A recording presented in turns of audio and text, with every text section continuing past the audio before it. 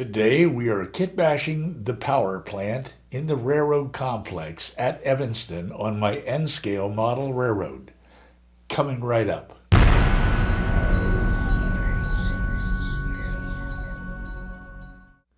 I'm Roy Smith. If you have been following along, then you know that I am renovating the Evanston area of my layout. Last week I began to kitbash the machine shop there. And today I'm going to get started on the power plant. This is the kind of thing we do on this channel.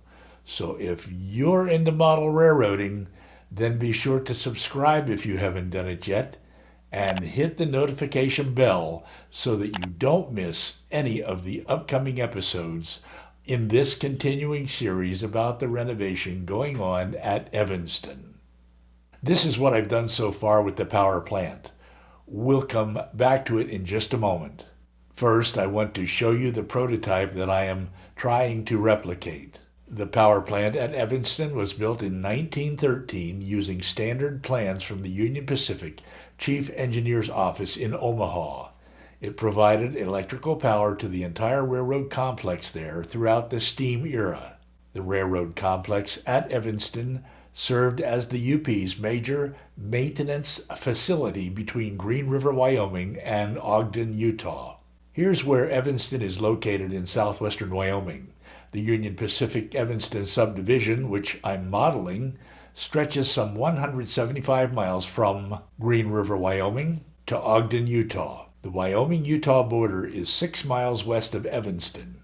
Soon after crossing the border, westbound trains begin to descend into Utah's 25-mile-long Echo Canyon. It was Echo Canyon which inspired me to model the Evanston sub. Now, getting back to the power plant.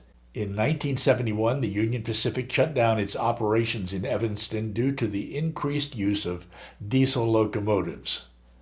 Soon after that, it donated its railroad complex there to the city, except for the power plant, which, as I understand it, still belongs to the Union Pacific and which is situated on the company's right-of-way. The building is a large, rectangular block adjacent to the UP tracks. In 1998, the city of Evanston began to clean up the property and to convert the former railroad buildings to other uses. The machine shop and most of the roundhouse have been renovated and are used for public events such as model train shows. However, the power plant is in a state of ruin. I just hope they don't demolish it. Okay, let's go over to the layout where I want to show you how I am trying to replicate the prototype. To do it, I'm using this Walther's kit. The Walther's kit comes with a smokestack, but I've decided not to use it on my layout because there is no smokestack on the prototype. If one existed in the past, it has been removed. You'll recall that I was working on the machine shop last week and got this far along, but couldn't go any further for the lack of certain colors of paint and other materials. So I decided to move on over to the power plant and begin working here.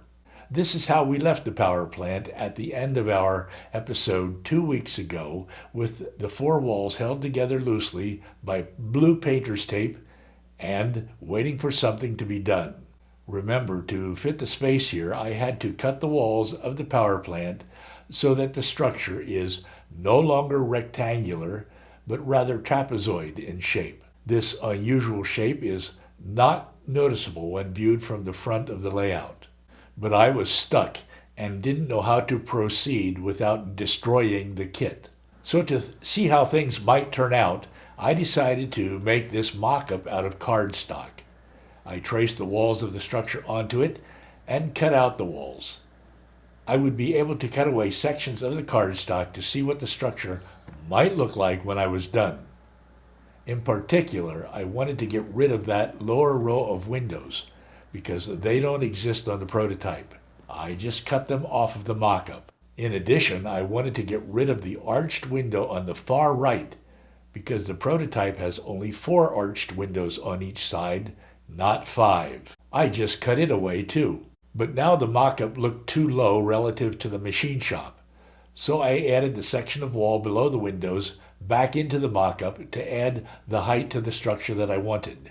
I wasn't totally satisfied in my attempt to replicate the prototype, but I figured it was the best I could do. So I went ahead and started cutting the plastic walls of the kit itself to match the walls of the mock-up. Then I began to glue together the walls that I had just cut up and glued the walls to the foundation.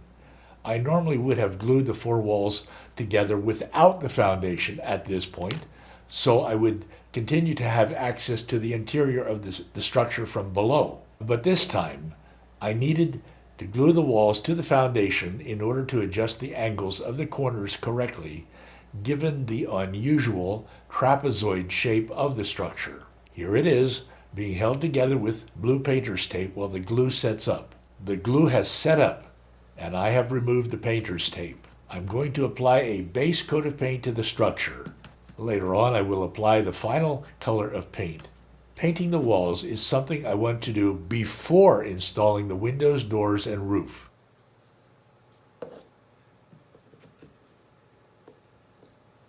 And here you have it.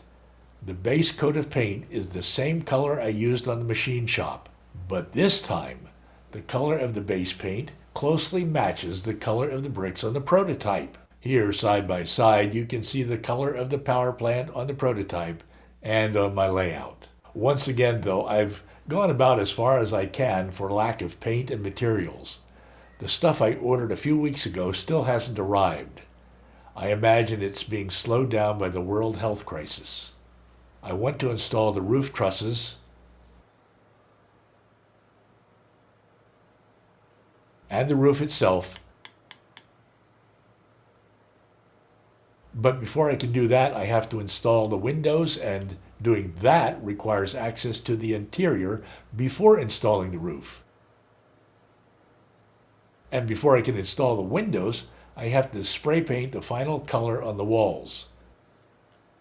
And before I can do that, the paint and other materials I ordered have to arrive. Since I'm modeling this structure as it currently exists, I want to depict it boarded up with broken windows and crumbling bricks. I won't be installing lighting inside because it has been abandoned. Once I have finished, you won't be able to see inside of it. I don't have any interior photos of the prototype to show you, but I understand there's a lot of rubble and debris lying around on the floor. In any case, I'm having tons of fun with the railroad complex at Evanston. And I'm having tons of fun sharing my progress with you. I don't want you to miss any of the upcoming episodes, so be sure to subscribe and hit the notification bell if you haven't done it yet. With any luck, I may be able to get started on the roundhouse next week. And while we're waiting for that to happen, there are lots of other videos on this channel to watch.